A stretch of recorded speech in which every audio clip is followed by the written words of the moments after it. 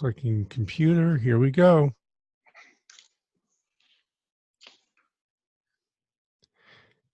Hey, how are you today? This is Josh Patrick, and you're at the Sustainable Business Podcast. And today, my guest is Peter Christman. I've known Pete for, I don't know, 15, 20 years maybe. Yeah. It's been a while. And he is an interesting guy. He's been a leader in the mergers and acquisition world forever. He's one of the originators or original people in what's called the exit planning world. He's one of the founders of the Exit Planning Institute, which he sold several years ago. He now is in retirement living in St. George, Utah. I But don't. but let me finish, Pete. I'm not, Okay. but I don't think he's in retirement really, and that's what we're going to talk about today. Both Pete and I are over 65. He's well over 65. I'm barely over 65. But I've had this phenomenon that's happened in the last couple of years, which is I'll just call it ageism for a lack of a better term. But what I've seen is that as we get older, it's harder to stay relevant in business. And Pete has done that, so I thought I'd have him on as a guest today. And for those of us who are older, or for those of you who are getting older, you're going to find this episode pretty interesting. So let's bring Pete on. Hey, Pete, how are you today? Good, good, good. How you doing, Josh? I'm doing well, thank you. So let's talk about this for a second. Um, you've been, I don't know, you've been semi-retired, or at least you moved out of doing stuff actively. How many years ago? I moved out of Chicago 3 years ago. I sold my last business, the Exit Planning Institute, in 2012.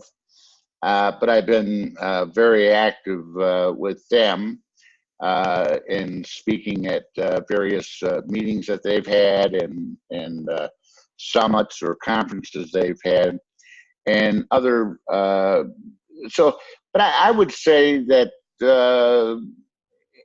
shortly after three years after I sold the institute, you could say I was. Now I hate that word retirement because you never should be retired. And let's just say I was not as active as I was about 2015. So have you experienced as you got older that people tried to make you more and more irrelevant in the context of being in business or working with other business people? Yeah, when you say people have tried to make you more relevant, just describe that further because I want to make sure I'm talking about your definition of what that is. Well, okay. As we get older, um, at least in the United States, or especially in the United States, the reverence for age is not in wisdom is not especially high. Um, People who are younger in business, say under 40 years old, definitely under, sometimes even under 50 years old, they look at folks at our age and say, gee, what can we bring to the party in business that has any relevance or interest to them? Um, they don't get it. They're out of touch with what's really going on today. Those are the sort of things that I've run across in the last couple of years. And I know that I've been having to work relatively hard to get people who are younger in business to continue to take me seriously. Yeah, that's now I know the wave length you're on and so forth. Yeah, that's true. And I don't know why, because I have found that once people are with me, whether it be through a medium like this or we're face to face or what have you, and we have active dialogue, I'm getting a whole hell lot of respect, okay? But because of the way they communicate nowadays, Josh, what I found is people don't pick up the phone and have a conversation like we used to do. And I don't know if it's a lack of respect, or they don't think of it, or they don't, but you're right. It is, you do have to be more active in interact with your interaction with people as you get older. And I don't know why. I don't know if it's something that with younger people, that I do know one thing. With younger people, they dialogue with email, texting, but they don't, like people our age, they don't pick up the phone, and in business particularly, but they don't pick up the phone and have dialogue with people. Yeah, I would say that's probably true. What I'm finding is that um, the folks that are definitely under 40 basically are seeing our skill set as being out of touch with what they're trying to do today. Now, what I do find is that in the under 40 group, there's at least two very, very distinct groups.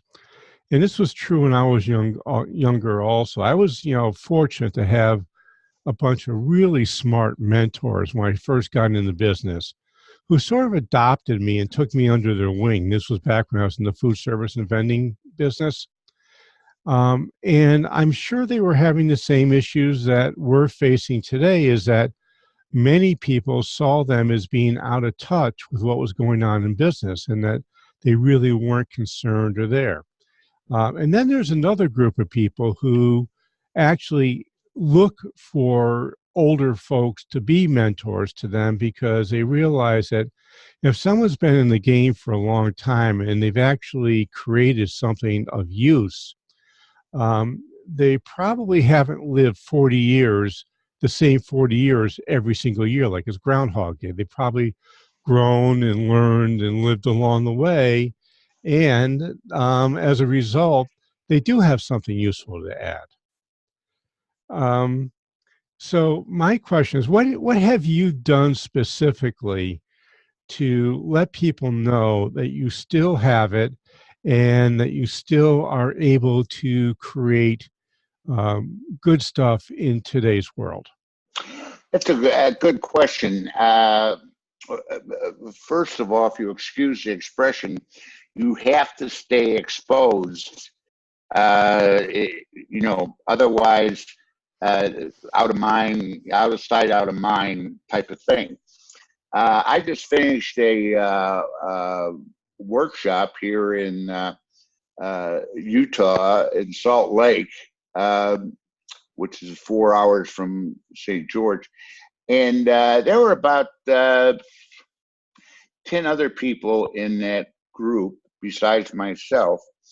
And it was put on by a gentleman by the name of Peter Hickey, who owns a company called Mouse. Yeah, I know Pete. He's a good guy. Yeah. And it was one of his seminars and so forth. And I found in that environment that with being active, but not controlling, but being active, that younger people really did appreciate my experience and what I had to say and so forth. And that was followed up by emails after that conference, and it was a 2-day conference.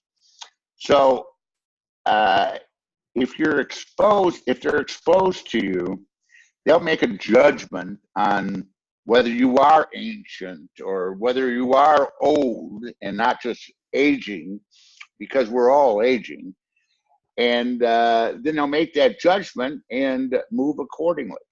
But, it's really funny. In fact, one of my I wouldn't say direct mentors because when I was starting out in business, but one of my idols that I worked for through several levels, Lee Iacocca just died.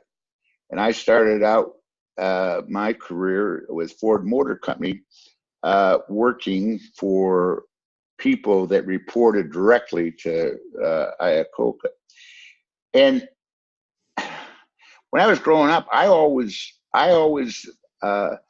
never looked at anybody as if they were too old for me, and I didn't have time for them. And I think that's the way I was brought up, to have respect for people, but also to give them a chance to see if and qualify whether they're any good or not, and whether I should give them my time, Right. But always with respect, always with respect for them.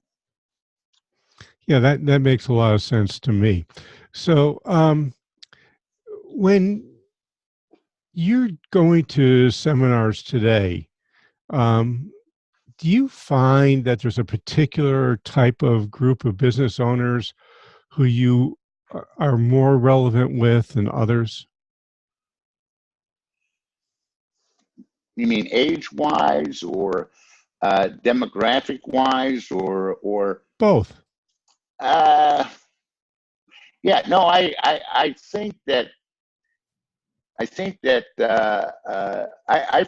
maybe been fortunate or what have you, but I would say I get along with the younger and the uh, uh, aging uh, almost equally as well, or equally turned on or off as well. So there's not one particular demographic that I can say, oh, I definitely turn them off, or they're turned off by me. What have you? Right. So, Pete, you worked in the mergers and acquisition world for a million years. Right. And I know that you've dealt with a phenomena that I call, or is called, seller's remorse. Mm-hmm. And you said that 75% of the people, will experience seller's remorse within a year of selling their business. I would actually say it's 100% of the people experience seller's remorse. That 25% that you're talking about, they actually handle it, and the 75% don't handle it. Right. Right. And I won't disagree with what you just said. and the 25% of the people who handle it tend to be able to stay relevant for a very long period of time afterwards, after they sell their businesses. Do you have any thoughts or theories about why that would be true? Well, one thing is their attitude about what they're doing after the liquidity event. Another is In a planning. liquidity event, just to let people know, is when you actually get cash for leaving your business. It's selling. It's usually Selling your business. selling the business. Yeah. And but what I have found, and this is one of the reasons I got involved in exit planning, is that a lot of people don't plan, and really, when I say plan, really plan for that life after the liquidity event. Now, let me give you some examples. The ones that have been successful, they're still relevant today because they kept themselves active. And one of the other things I have found, that when you sell your company, it depends on the relationship they've had with their spouse. And if they've got a great relationship with their spouse and they plan this thing together, then they're very relevant and very active and so forth. But Josh, you stop and think about it. When they started the business, they probably, or bought the business, they probably were early in starting a family and so forth. And what happened in the 20, 30, 40 years, what have you, the spouse would raise the family, and the business owner would be active whenever he could be or she could be, but uh, they really didn't have a lot of uh, social intercourse between them because of the kids. It was through the kids. Then all of a sudden, now the kids are gone and so forth, and uh, he mainly it's a he sells the company, and are looking at each other and say, "Okay, now what? What are we going to do?" And believe me, I've got some friends in Chicago that are lawyers and where that's happened. So that happens to professionals, working people, executives, and people that own businesses. And it really, but what I'm attempting to tell you is that the most successful uh, transfers of the business for the business owner has been when they planned for it. They knew what they were getting into, this different type of life, kind of a third life type of thing. And they had support through friends, through their spouse, and so forth to get involved in that type of life. Now, I tell you what, one other story that's funny is that I had a client sold his business. I always been fortunate to sell my client's business for the greatest value, but so great guy, engineer from Purdue and so forth, had a wonderful business. And this is when I was just in M&A. I wasn't in exit planning. So he built a 10 by 15 or a little bit larger building for himself, a brick building that was about 20 minutes from his house, where he could go to and get away from his spouse and read the Wall Street Journal. He didn't go to Starbucks, but he would go there, and that would be his man's cave, if you will. And after he sold the business, so as I said, he didn't plan for what life was going to be like, and I think that's kind of a cute story. Yeah, the thing that I find is that if you're going to stay relevant after you leave your business or after you retire from business, you have to sort of find something that is work like, even though it may not be work. It could be volunteering. It could be you're working with SCORE, which is a senior Yeah, consulting organization that gets you in front of up and coming businesses and helps them use the wisdom that you've gained over the years. correct. Yep. I And, have. Go ahead. and the thing that kind of appears to me, excuse me, I have a cold. Yeah, that's right. The thing that kind of occurs to me is that if you want to stay relevant as you get older, you can't count on younger people to keep you relevant or make you relevant. You have to work hard yourself to put yourself in the position to stay relevant.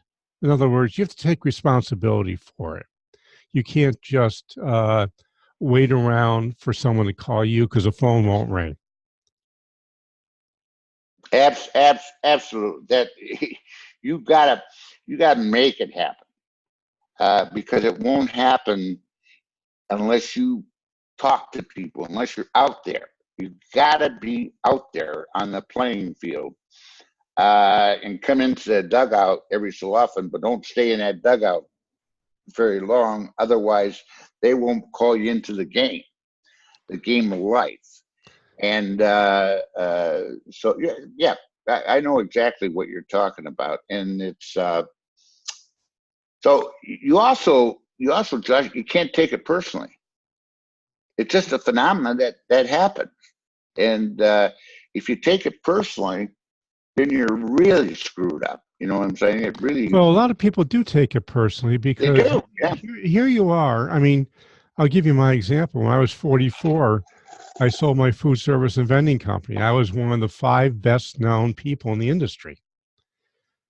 The year I sold my business, the phone rang 3 times. It used to ring 3 times a day. This was 3 Or times. more. Yeah. Yeah. This was 3 times in a year. Now, I had moved to a different industry, so I was getting myself involved and started there. Didn't have a huge interest in staying in contact, but the year after that, I did reconnect with some people, and every time I called somebody, they're always happy to talk to me, as long as I had something reasonable and relevant to talk to them about. About. Yeah. And it couldn't be about me, it had to be about them. Them. Correct. Correct. And that's what I've been learning is that, the same thing is happening now as I'm getting older, is that I have to pick up the phone and initiate the call. I have to make sure that I'm talking about what's important for them. I have to actually break a bunch of myths. I'm about as tech savvy as most people I know who are in their 30s. Mm-hmm. But I have to prove it to people. If you're in Mm-hmm. your 30s, you don't have to prove you're tech savvy. People just assume you are. Right. You're right there. But if You're you're in right. your 60s and you're dealing with a No, 30-year-old, you have they to is prove to them that right. you know the stuff they know plus a whole lot more. You're absolutely right. You're absolutely right. Yeah, but it doesn't work in reverse, And you know the other thing that's interesting in our society, and I talk about this when I give talks. We don't sit down with each other and have a dialogue, a personal dialogue. And you're asking me how I feel about certain things, and we're having a great dialogue. But this kind of conversation does not take place too many times. And what I have found, especially in exit planning, people are a lot of people are afraid to get personal with each other. That's true in everything, by the way. It's not just exit planning. Yeah, and Um, and, you and know, I don't know how you cannot have good conversations unless you do get personal with people. well, here's my experience with that, and we're gonna have to end it here because we're unfortunately out of Why? time. We're out of time, unfortunately. I said 23 minutes goes fast. Um, and somebody has to spill their dirty laundry. Until someone starts talking about the dirty laundry they have in their life, it's just superficial. Nobody gets real. Once somebody starts spilling the dirty laundry, then permission happens with the rest of the group to do the same. And that's been my experience for years. And what I decided to do was I'll be the guy that starts the ball going. Yeah, yeah. And the other aspect is they got to respect that you're not going to go out and spread it all over the community or the world or what. They got to have. That's one thing I would say, especially when I was in M&A, but in exit planning, confidentiality. You could tell me something, and you never hear it again from a third party.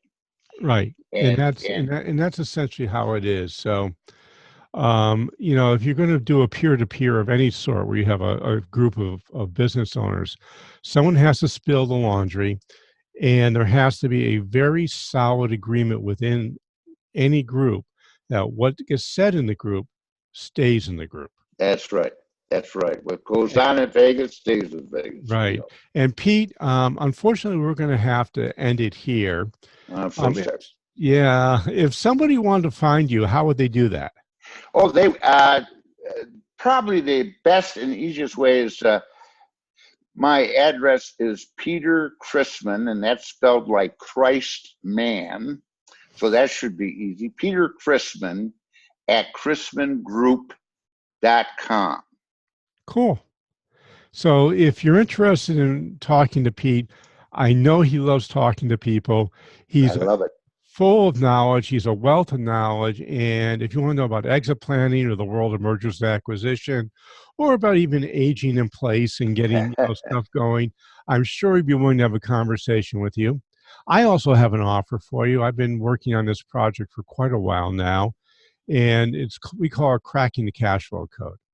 And the one thing that I've learned in business is that all business owners are always worried about cash, no matter how much cash they have, because they think it's going to disappear tomorrow. So I put together this infographic which shows the 5 stages that people go through to reach cash flow freedom from their business. It's free. It's easy to get. You just have to go to www.sustainablebusiness.co/cash flow, and we'll send you that free infographic, and you'll get to see the success path for how to create cash flow freedom for your business and your life. And thanks a lot for stopping by today. This is Josh Patrick. We're with Pete Christman. You're at the Sustainable Business. I hope to see you back here really soon.